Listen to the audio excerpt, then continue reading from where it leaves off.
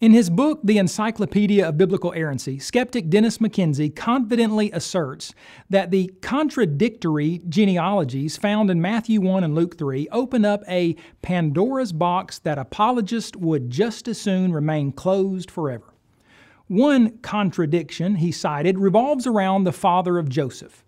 Whereas Matthew 1:16 states that Jacob begot Joseph, the husband of Mary, of whom was born Jesus, who is called Christ, Luke 3:23 says, Jesus himself began his ministry at about 30 years of age, being, as was supposed, the son of Joseph, the son of Heli.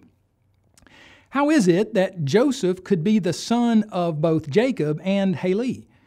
Is this a contradiction that Christian apologists prefer to keep under lock and key, as McKenzie suggests? Not at all.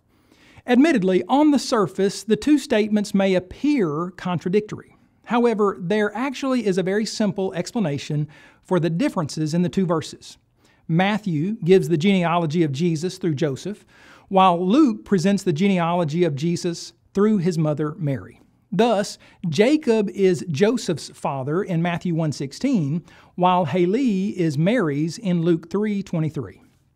But how can this be?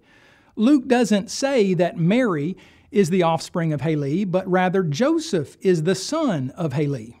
What logical, biblically sound explanation leads to the rational conclusion that Luke 3 is the genealogy of Jesus through his mother, Mary? Consider 7 brief points. First, the two genealogies are totally different from the time of David to Jesus. It's not merely that two different grandfathers of Jesus are listed. All the names given for the preceding 1,000 years before Christ are different, except in the case of Zerubbabel and Shealtiel, where there likely was an intermarriage among the two families, or else they were different people who wore the same names. Joseph descended from David's son Solomon, while Mary descended from David's son Nathan. Second, Matthew and Luke were writing to two different audiences. Matthew to the Jews and Luke to the Greeks.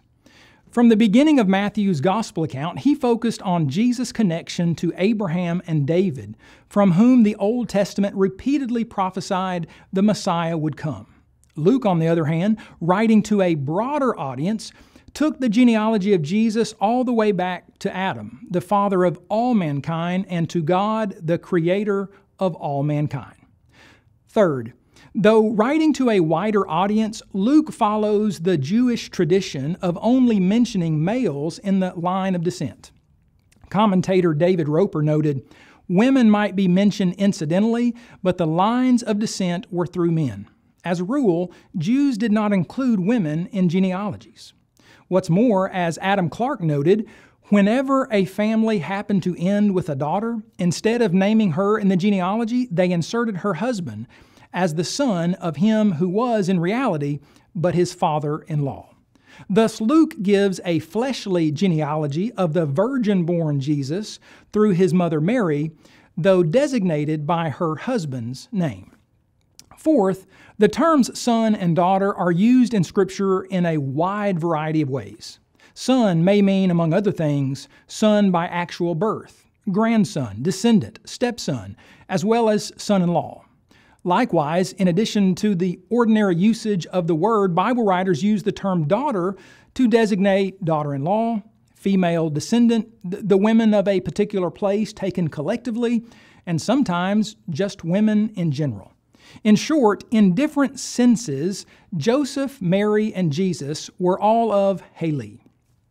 Fifth, Matthew tells of the coming and arrival of Jesus from Joseph's perspective, while Luke writes from Mary's point of view.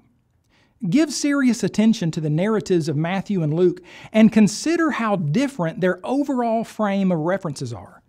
Compare and contrast Matthew chapter 1, verse 18 through chapter 2 and verse 1 with especially Luke chapter 1, verses 26 through 56. Given the gospel writers' stark differences in perspectives of the accounts of the coming and arrival of Jesus, with Matthew's clear focus on Joseph and Luke's heavy attention on Mary, it was perfectly natural for Matthew to give the genealogy of Jesus through Joseph and Luke through Mary. Sixth, the Greek article to, or the, is absent before Joseph's name in Luke's genealogy of Christ, yet, as Frederick Godet correctly highlighted in his commentary on Luke, the word occurs before every one of the other names in the genealogy. Godet also noted, in the genealogy of Matthew, the article is put in the same way before each proper name, which clearly proves that it was the ordinary form in vogue in this kind of document. Thus, this want of the article in Luke's genealogy puts the name of Joseph outside the genealogical series properly so called and assigns to it a peculiar position. Perhaps such peculiarity is a heavy hint of this genealogy being through Jesus' maternal grandfather, Heli, and not Joseph.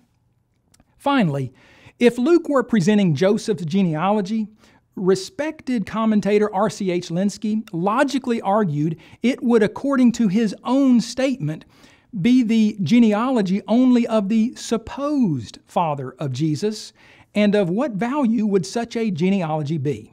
No man could find a reference to the legal relation of Joseph to Jesus in the Greek hos enamidzeto, as was supposed. Furthermore, the phrase being as supposed the son of Joseph should probably be thought of as parenthetical, with the words son of Heli referring to Jesus, not Joseph. Thus, as A.T. Robertson concluded, Jesus would be Heli's grandson, an allowable meaning of son. In fact, as Lenski noted, not only should the parentheses in our versions be extended to include the name Joseph, as was supposed of Joseph, to shorten it as it is done in our versions makes the entire list up to of God dependent on as was supposed, for there is no way to restrict this clause except by including of Joseph in it as part of the parentheses. The New Testament Greek manuscripts lack parentheses in Luke 3:23, just as they lack parentheses and all other sorts of punctuation throughout, which English Bible translators have added in attempts at greater clarity.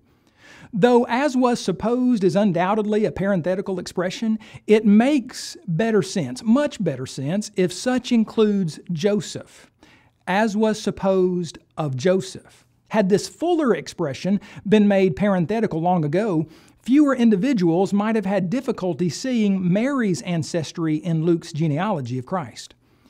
In truth, far from being some kind of genealogical joke, it's perfectly logical to understand that Luke did not trace Jesus' legal lineage from Joseph back to David and Abraham, as did Matthew. Rather, he traced the physical bloodline of Jesus' virgin mother Mary, not his stepfather Joseph, back to David, Abraham, and Adam. Such a logically possible explanation exonerates Luke and Matthew of any error in their penning of Jesus' genealogies.